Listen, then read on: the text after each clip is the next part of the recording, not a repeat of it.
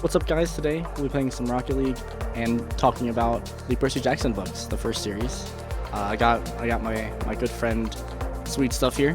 Want to introduce yourself? Yeah. So just give him a rundown of what we're gonna be talking about. Yeah, I'm excited. It's gonna be good. Yeah, I mean, I've been starting to reread them. I read them a long time ago when I was a lot younger. But Yeah. recently started reading them. I'm on the third one right now, Titan's Curse. So most of the books will probably be on the beginning 3. Okay. Yeah. So you've read the first 3 so far. So, like, what are your thoughts? Like, how do you feel?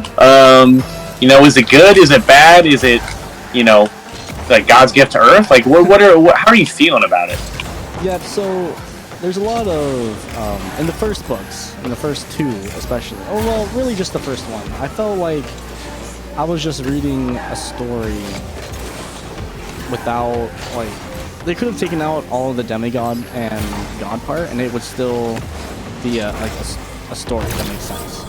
And I feel like it should have been more around the gods and more mythology related, like the second one or third one have been. Because in the second one, Sea of Monsters, we pretty much just take Odysseus' journey, but through the eyes of Percy Jackson and his friends. It was cool because a lot of us already knew Odysseus' journey with Circe and Charybdis and Scylla and everything that they went through. So it was cool to see that through this guy's eyes. I've never actually put the connection together that, like, this is literally the journey that Odysseus takes. Really? Like, no, like, I kid you not. Like, I've never actually. I don't even know. Don't they make mention of it in the book? Like, well, yeah, because in the end, when Annabeth is trying to distract Polyphemus, the Cyclops on the island, she's like, I'm nobody, and in the Odyssey, that's what Odysseus says. Odysseus says, yeah, I'm nobody. Yeah. So Polyphemus, the dumb Cyclops, is like, oh, this guy's name is Nobody, and he stabbed me in the eye. That's why he's blind, or close to blind. So that was kind of what Annabeth used to get her. Yeah, yeah. Wow, we made him forfeit. Oh my god. So, dude, yeah, like, I honestly have never put 2 and 2 together like that. Like, I forgot that was part of his journey, because I always remember, like, in his journey that they're always talking about, or at least I feel like schools and, like, education and whatnot, I feel like they always focus on his, like, Odysseus' journey home. Yeah, and like to Troy and all the other. Yeah. Like, he conquers Troy, but now he's got to get back home, and then he experiences all these things, and then, his wife is trying to hold out because she believes he's alive, and all this stuff. And then they finally get back together, and, it's a gruesome but happy ending. Yeah. But, yeah, like, I literally have never put it together that those 2 are, like, connected. Like, which I think that's just kind of funny, actually. That is funny. Yeah, I'm amazed. I don't know how I feel, though, about you saying that. Oh, hold up. Well, I missed it. Wait. Yeah, we're chilling. It is calculated. It's calculated. Yeah, I don't know how I feel, though, about you saying that it's just an adventure story. Like, because I can see where it's coming from, right? Because if you take, like, the plots, like, okay, Medusa, and at one point, so basically in the first book, being summarized, the plot is basically the fact that this kid, his name's Percy, he finds out that he's a demigod, that he is half human, half, Greek soldier person, not Greek soldier, half god? Half god, yeah. Yeah, that's the word, not soldier. Like, you're not like some super soldier, like, yeah. Oh, interesting. God, why am I blowing him up? Anyway, so yeah, he finds out he's half god, and he just, like, he's tasked with going on this quest because the gods think he stole Zeus's life, so he's got to go take it back from from Hades or whatever. So like, you know, so they go on a journey. They run into a bunch of people. Oh, I messed it up horribly.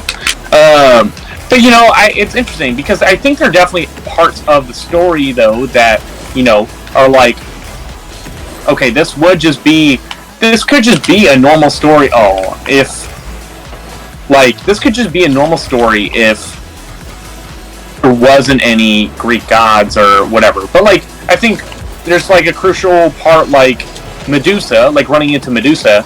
Like, you know, I don't know if you could really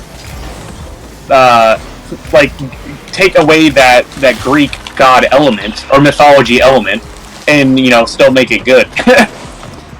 Yeah, I mean, that's true. But they could have just replaced it with... I mean, imagine the story wasn't based on mythology. They could have just replaced, like, Medusa and Hades with, like, maybe Mafia boss or just someone else with powers. Like, it didn't have to be Medusa, but it was Medusa. And it just felt... It didn't feel like it was crucial enough to the story that it was... I'm reading a book about gods and demigods. Which is which is fine. I mean, it was his first book. Like, he didn't know how it would have gone down or how popular it would. Yeah, and I think that's fair now. The more you talk about it, because now I'm also thinking about when Percy fights Ares at the end of the book. Like, he gets, you know, what he's supposed to. He finds the thing, but like what happens is, like, you know, he ends up fighting him, but and there's some mythological mythology. Yeah, that's the word. Yeah. Mythology that are in play, like Percy controlling water, and, you know, people making guns and swords appear, like, you know, and using all their, you know, godlike abilities. But you could just replace that fight with, you know, with another, like, mercenary, really. Exactly. Like, you take away the powers and you just give them guns, and yeah, so I guess that's fair. My only pushback though is, like, okay, like you said, I mean, you pointed it out already that it is his first book, so, you know, he doesn't really know how it's gonna go. But my other pushback is, like, you know, it's coming. It was there, and then I started. And now it's going to be there. My other pushback, though, is like, but, you know, introing a book into the series, right? Like, this is like the very first book. Like, you know, I feel like this is the proper stage to introduce a lot of the mythology. Like if, let's say, like, someone doesn't have a background, I don't even want to say background in mythology, but doesn't know a lot, right? Yeah. But, so, like, do you think, like, adding these characters, like even though, granted, like, Ares and, you know, Medusa could be replaced easily. They can easily be replaced.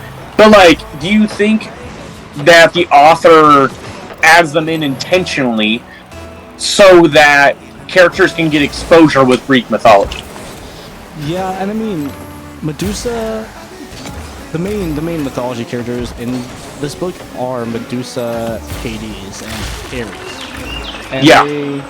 Those are three really big names in mythology. So that if you don't know a lot about them, you've heard the name Medusa, you've heard the name Ares, you've heard these names before, so you're like, I kind of know who they are. And if you know who they are before you read the book, it adds more of an effect. But if you don't, it's still a good read. Which I guess makes sense why it would be less based around mythology and more based around just a good story. Yeah. And which is why by his second one, he goes off another really well-known story, which is Odysseus' journey. Yeah. And I wonder if, like, that's kind of essential for the first book, though, because, like, you're trying to gain an audience. Like, it's this first book. Yeah. Oh, I just disconnected from the server. I don't know if we got scored on, but oh, you're scoring. You don't even need me. It's kind of crazy. Oh, I left the party somehow. Oh, there's an error with Rocket League servers too.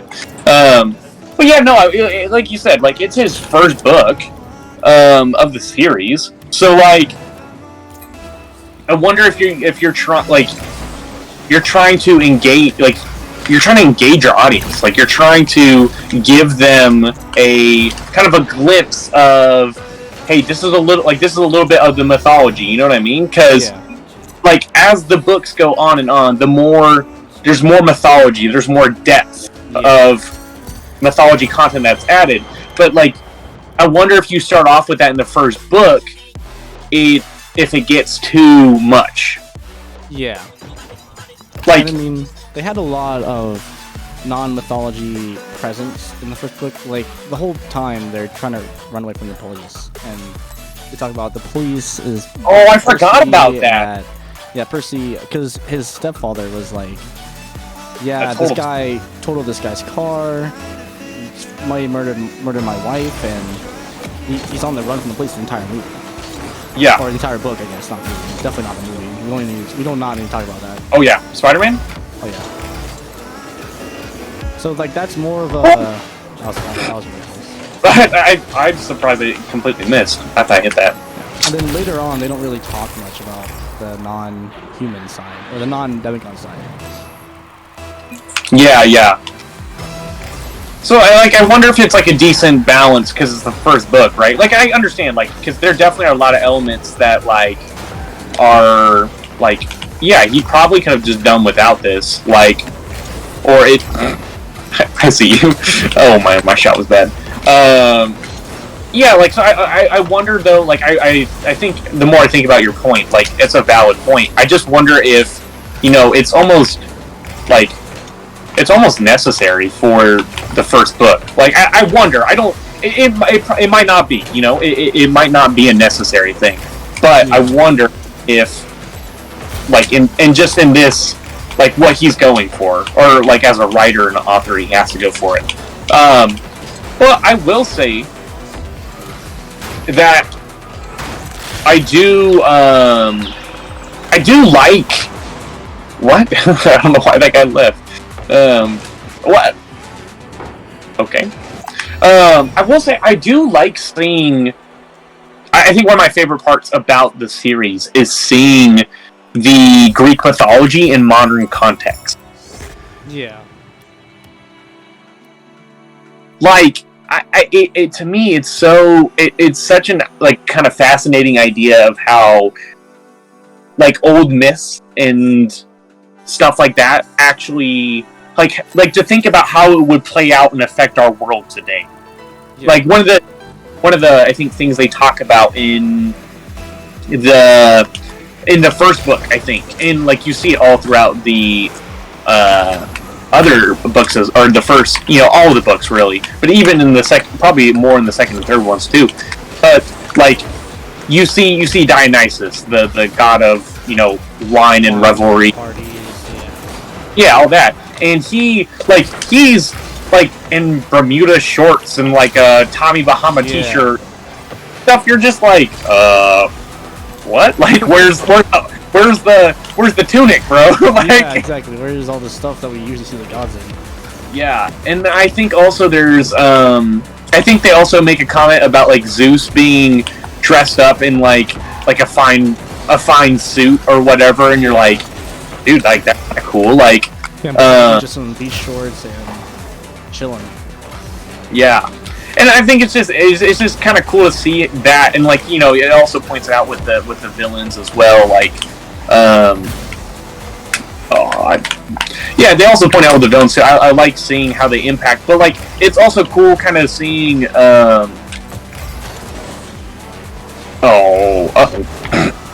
it's also cool seeing them, like, so like, for example, like with the storms and how they're like, oh yeah, the normal people, right? They just are like, oh, it's a storm, but like the demigods and like the Greek mythology world is like, nah, dude, this is like this is Poseidon and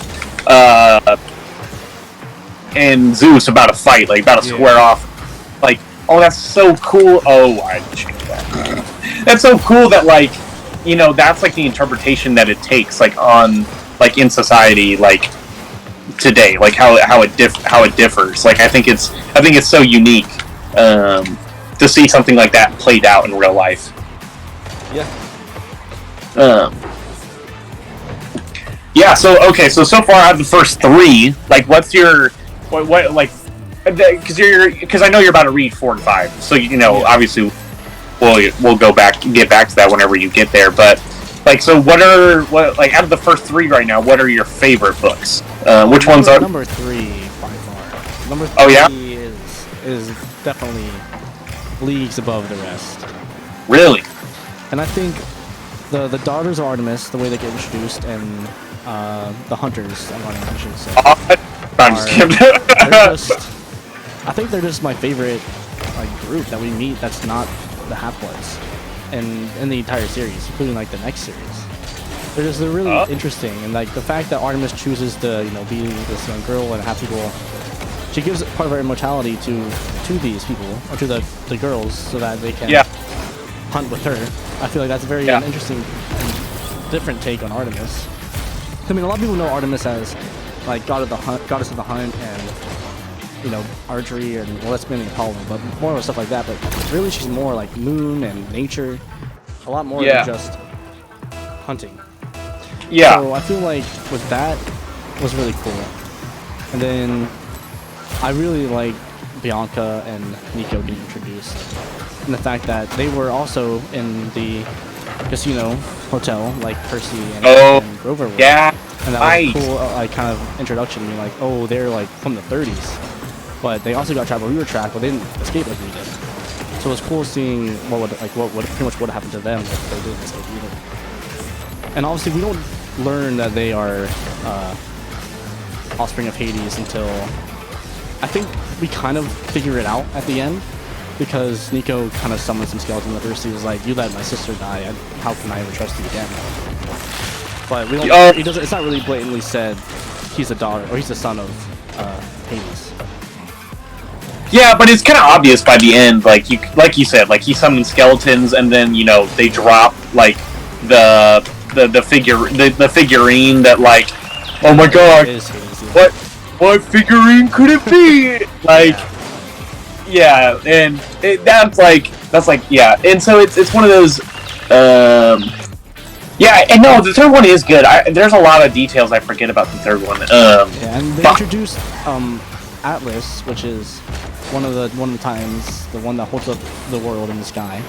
Yeah. I feel like a lot of people who are into mythology but aren't into Four of the Gods wouldn't know about the Titans, which is like Atlas, Kronos, all of those guys, which I think is really cool. And the way that he's portrayed in the book, I think is very well. And the whole final scene where Artemis is holding up the sky, and then Percy's like, let me take it. So he takes it, and then he tricks Atlas into running at him, and he just dives out of the way and gets it back in. I think it was very, very smart. That was probably one of my favorite parts. But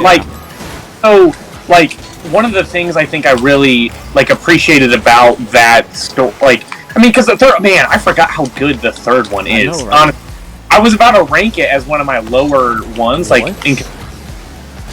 because I was probably just gonna rank it low because to me 4 and 5 are the best. We're not there yet. We're not there yet. But I think there's so much that happens in that third book that really I think begins to develop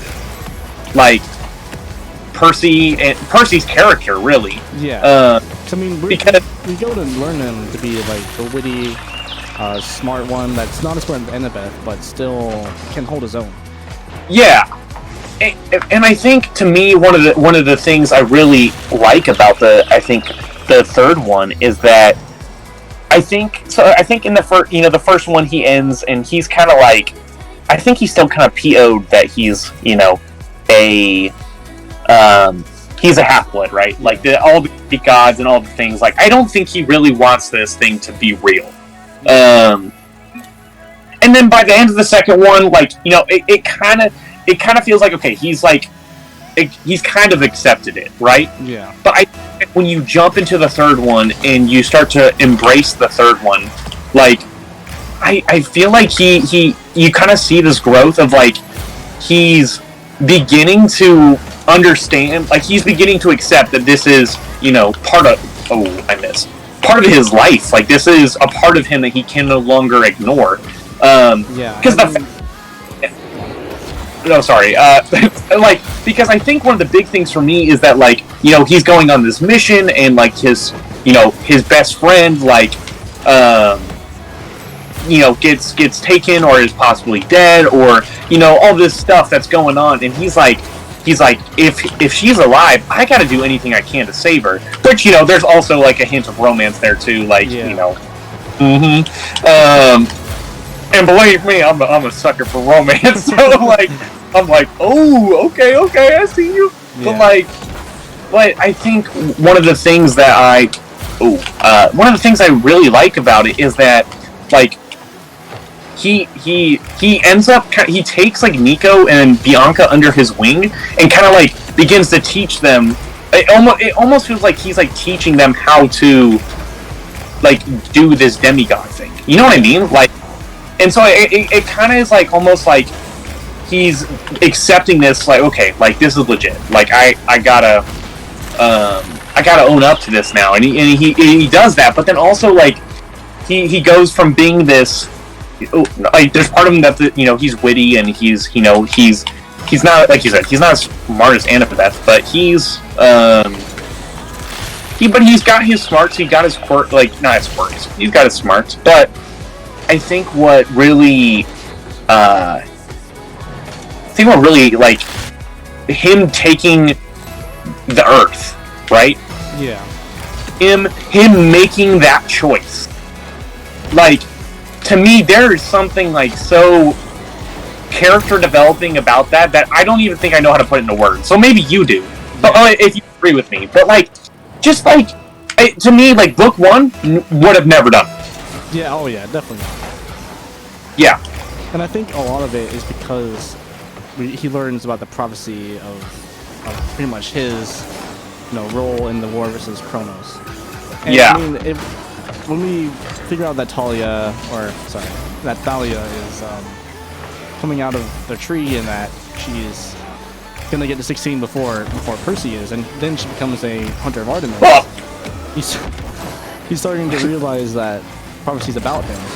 So he's like, okay, I need to pick things up. I need to make some decisions that can possibly, you know, that I need to make harder ones in the future. Yeah.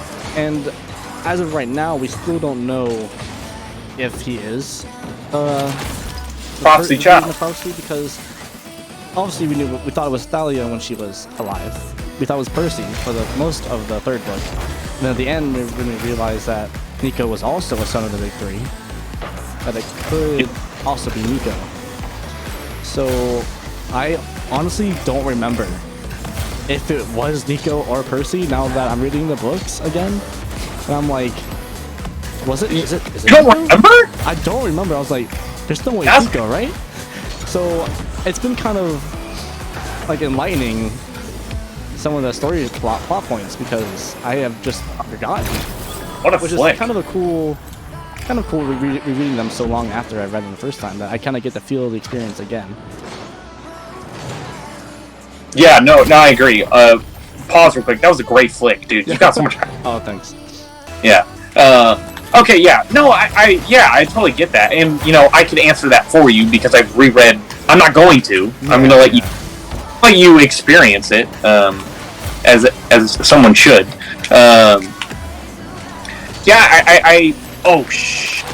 Shnikes, bro. I don't know what just came out of my mouth. Like, I was not ready for this. Yeah, no, I just forgot how good the third season.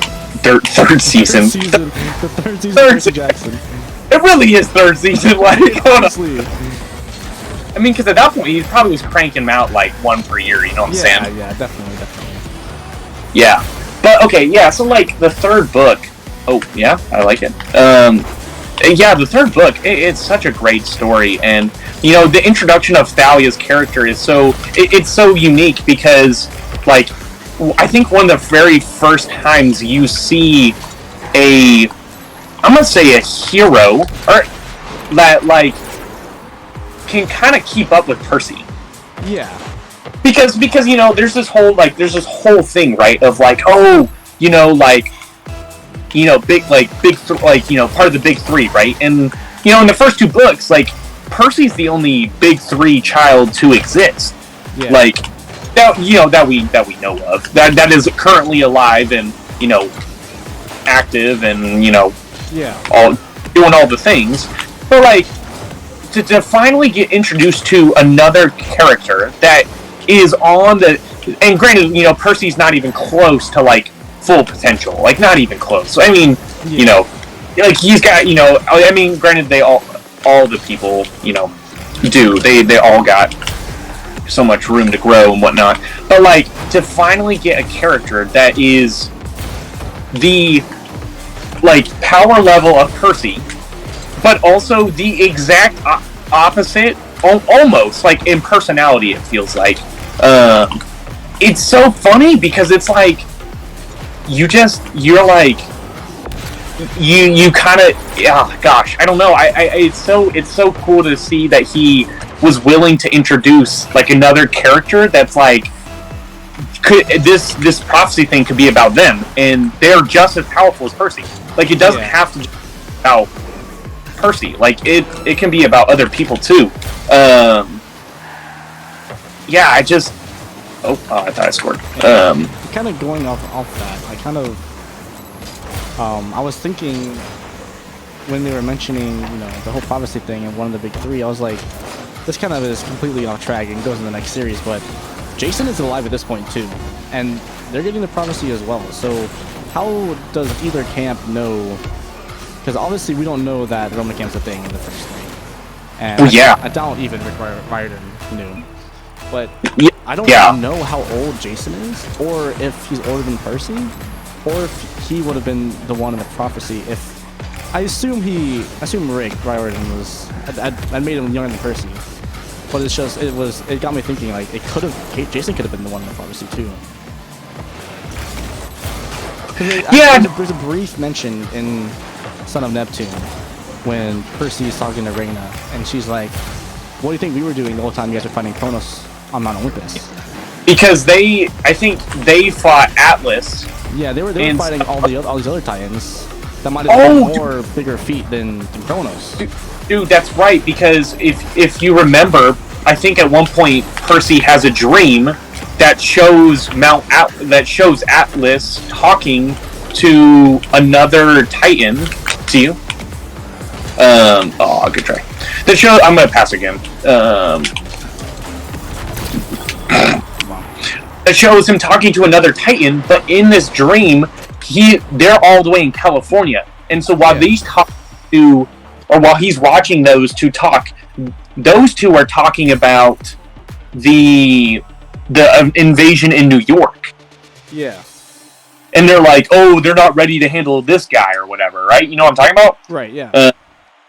And so, like, that's a good point, because I'm trying to remember because Thalia is 16, right? Yeah. So they're the same age, but Percy's a little younger. Yeah, but so that means then whatchamacallit? That means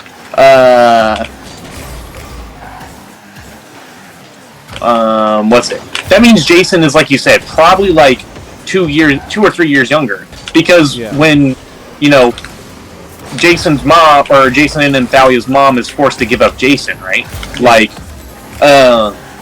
Thalia is at least 3, maybe not 3, but she's old enough to remember what happens. Yeah. So she's not older by much. Wait, but she's also a tree for a couple years. Exactly. Yeah. So I don't know. So she's probably like, well, if she's able to remember that, she's probably like 8 or 9. Yeah. So I mean, I'm assuming that they mapped it out where Jason's not going, obviously. Yeah. But how would Camp Jupiter know that? Well, does Camp Jupiter have the same prophecy? I mean, I assume they would. I'd want to know I'd want a prequel with Jason in that camp with Reyna. At least the final battle. That would be interesting. Yeah, no, I agree. I mean, because what I'm thinking about, right, is, I mean, there's a possibility that they might have, because they also had the prophecy that that said, like, for the when at the end of book 5 where why is this guy demo chasing me when he should be playing defense? I don't. Anyway, sorry. It's like the first Rocket League thing I've said all night. I'm just gonna let him shoot. Okay, anyways.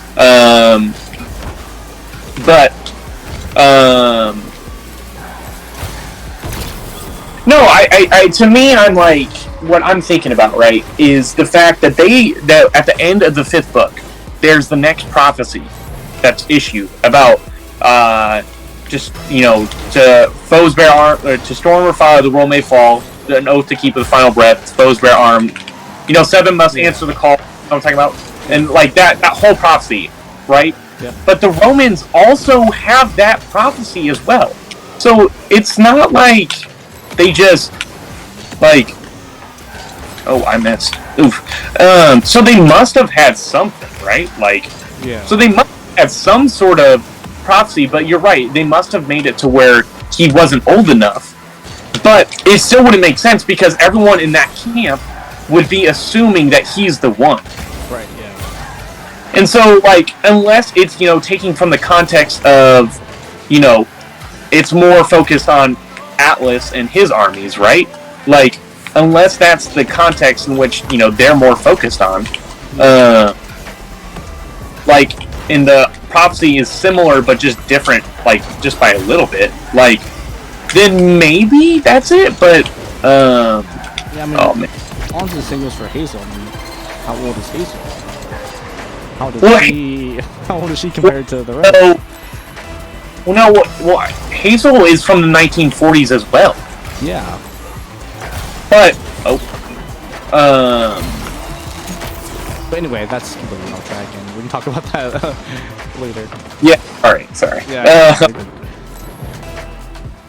But, I mean, you want to fake? Yeah.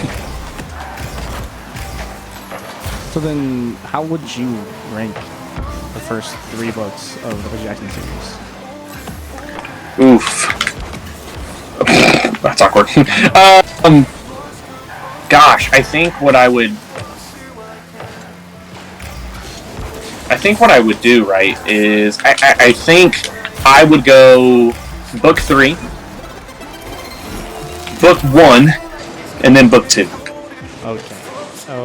I would go 3, 2, 1. See, to me, I don't know. I mean, I've always felt like the story in 2 I feel like it's always rushed.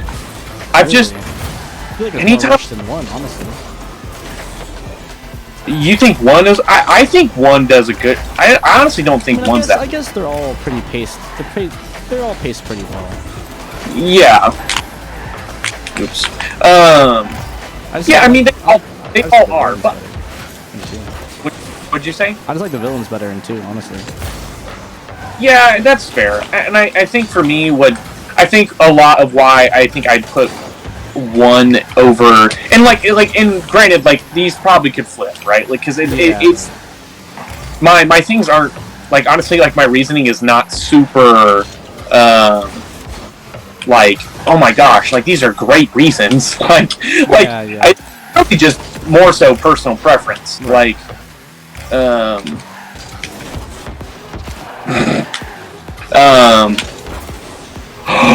Did it work? Did we pitch? Oh, man. But yeah. So I don't know. I think I like 1 better than 2 just because 1's like the first book. It sets up the story. It's the very first. Oh, we got squirrel. It's the very first book, right? So it sets up the story. It introduces us to the characters and who they are, where they're coming from, their walks of life a little bit. So I like that. To me, the second book, I don't know. I just felt like the story, like, in comparison, like, page-wise, right? Like, actual page-wise, that book is shorter. by at least, I think it's close to 50 to 75 pages compared to the first and third book. Yeah. And so to me, like with that, right? You know, not just because it's pages doesn't necessarily mean the story's shorter, but I just every time I read it, I feel like the story. I just felt like it's too. I feel like it's too fast paced, or there's not enough, in my opinion. I felt like there could have been more with the second book, personally. But I mean, granted, the second book does introduce Tyson, who is an amazing character. Yeah. And again, more character growth, all that jazz and stuff. But I just don't, it's really because it's the first book, and I just personally feel like the pacing is, I feel like the pacing is just too much. It's too fast, and I don't think there's enough. All right. Well, that's fair enough. Yeah. All right, well, that can... sorry, I was about to end it. No, I was gonna say, I was gonna say, and you said you go, 3, 2, 1. Yeah, that's right. Yeah. All right, well, that concludes the first episode of Podcast Rocket League, I guess. If there's anything else you want us to do, just let us know in the comments, and we'll talk about it. Peace. See ya!